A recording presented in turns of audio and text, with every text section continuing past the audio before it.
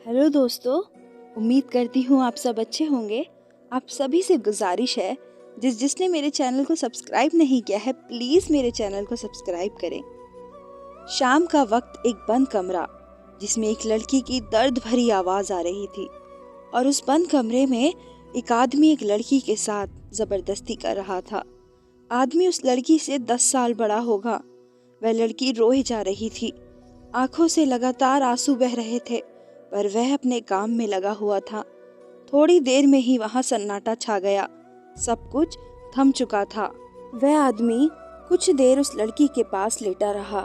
कुछ देर बाद में उठकर उस रूम से अपने कपड़े पहनकर बाहर निकल गया। थोड़ी देर में लड़की को होश आया। उसने बेड पर ही पड़ी चादर को अपने ऊपर चारों तरफ समेटा और बाथरूम में अपने दर्द को बर्दाश्त करते हुए चली गई। बाथरूम में शावर ऑन कर उसके नीचे खड़ी हो गई। पानी के साथ साथ उसके आंसू भी आंखों से निकल रहे थे। वह नहा कर आई और नाइट सूट पहनकर बिस्तर पर बैठ गई। तभी वह आदमी वापस आया और बोला, मिस देवान, आपके पापा का इलाज हो गया है, पर वह इस समय कोमा में है। एक और झटका इशिका दीवान को लगा।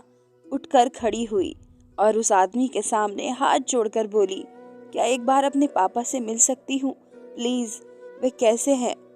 पहले आपको मेरी शर्त के मुताबिक मुझे मेरा बच्चा देना होगा, उसके बाद ही आप उनसे मिल सकती हैं। सामने खड़े आदमी ने बिना किसी भाव के कहा। इशिता ने कहा, मैं आपको आपका बच्चा देने के लिए रेडी हूँ ऋषभ, फिर भी आप मुझे मेरे पापा से मिलने से क्यों रोक रहे हो? ऋषभ ने कुछ नहीं कहा। इशिता फिर बोली, बच्चा पैदा करने में 9 महीने का समय लगता है। जब तक मैं अपने पापा को नहीं देख पाऊंगी, बस मुझे एक बार पापा को देखने दो।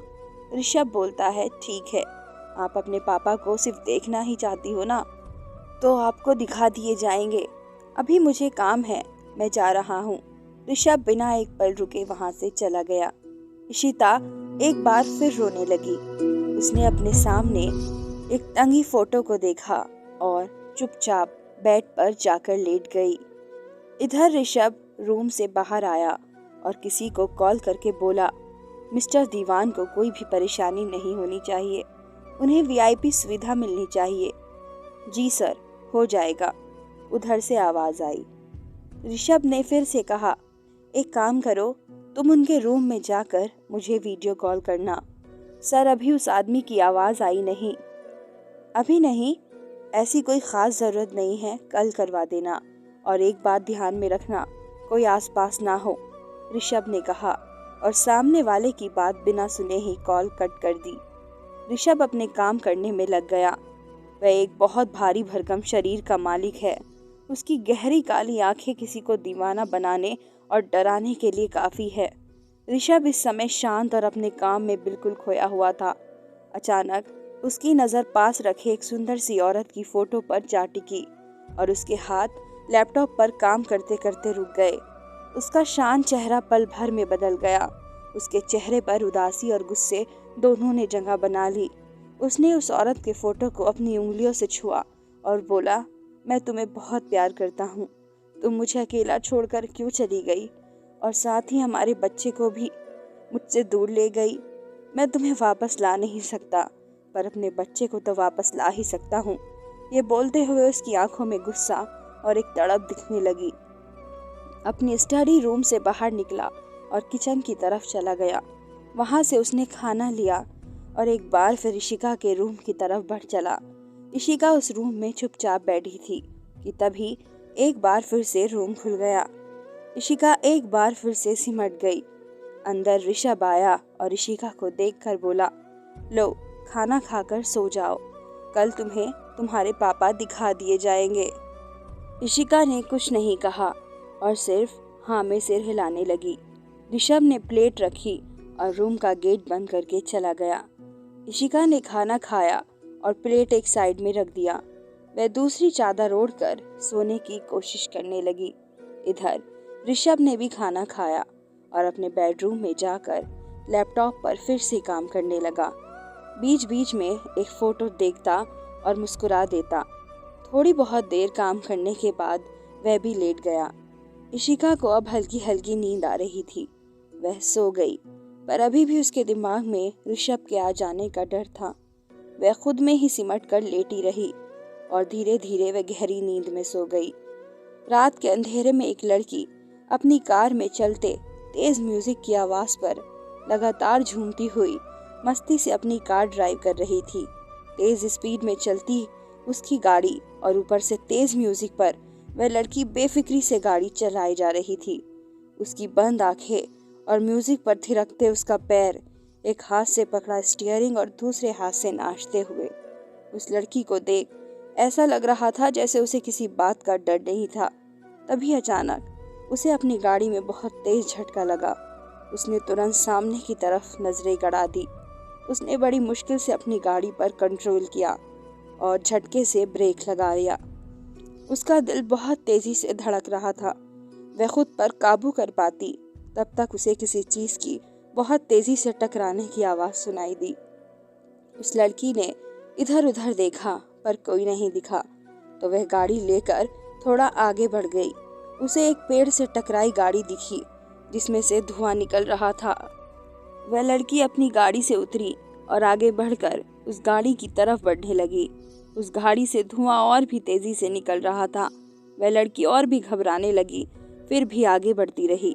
उसके पैर पूरी तरह से कांप रहे थे पर फिर भी वह अपने आप को आगे बढ़ने से रोक नहीं पा रही थी। तभी अचानक ही आगे का दरवाजा खोलने का एहसास उस लड़की को हुआ। वह लड़की जल्दी से आगे बढ़ी।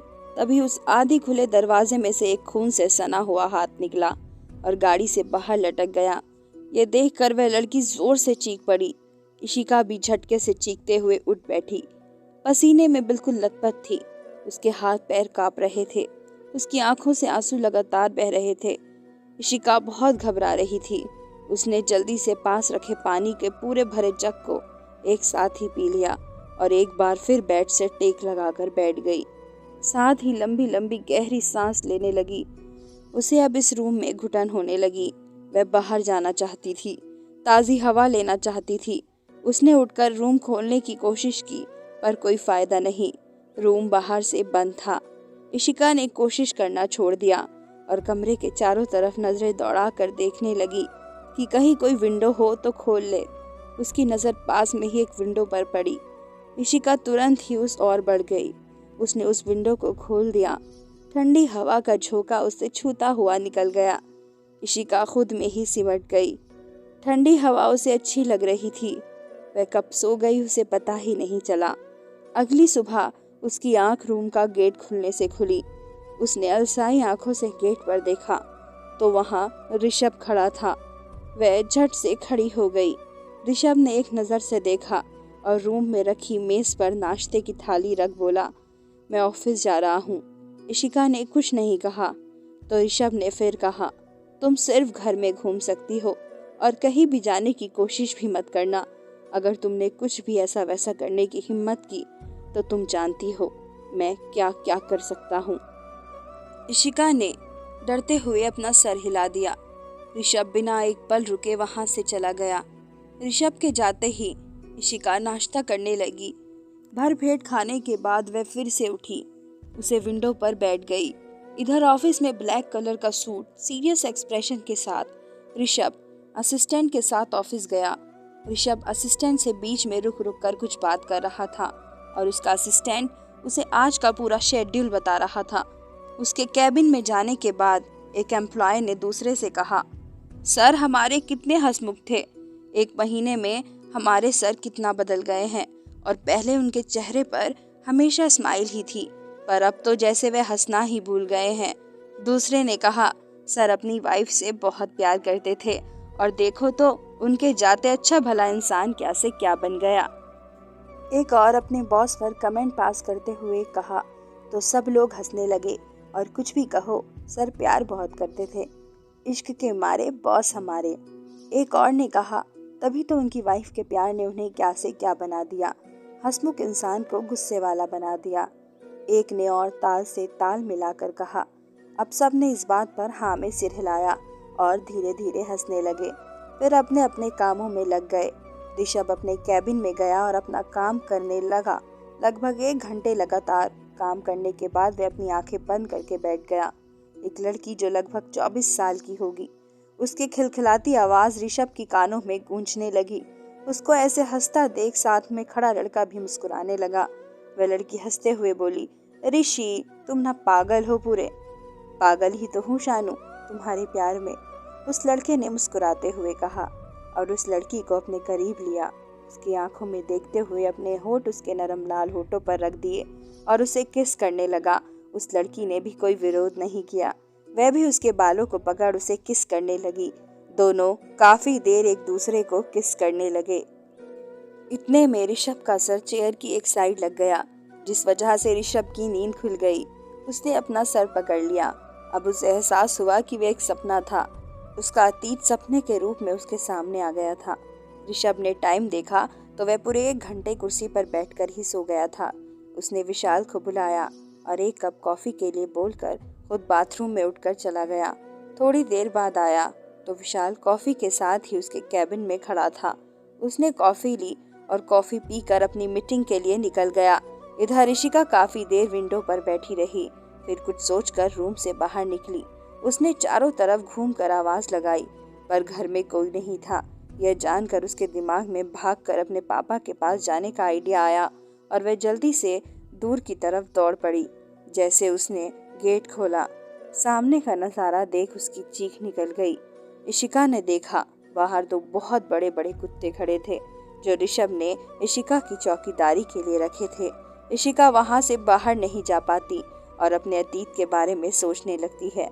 इशिका ने जो सपना देखा था, बेफिक्र लड़की कार चलाते हुए जिससे किसी का एक्सीडेंट हो गया था, वह आदमी और कोई नहीं ऋषभ था और वह लड़की इशिका थी।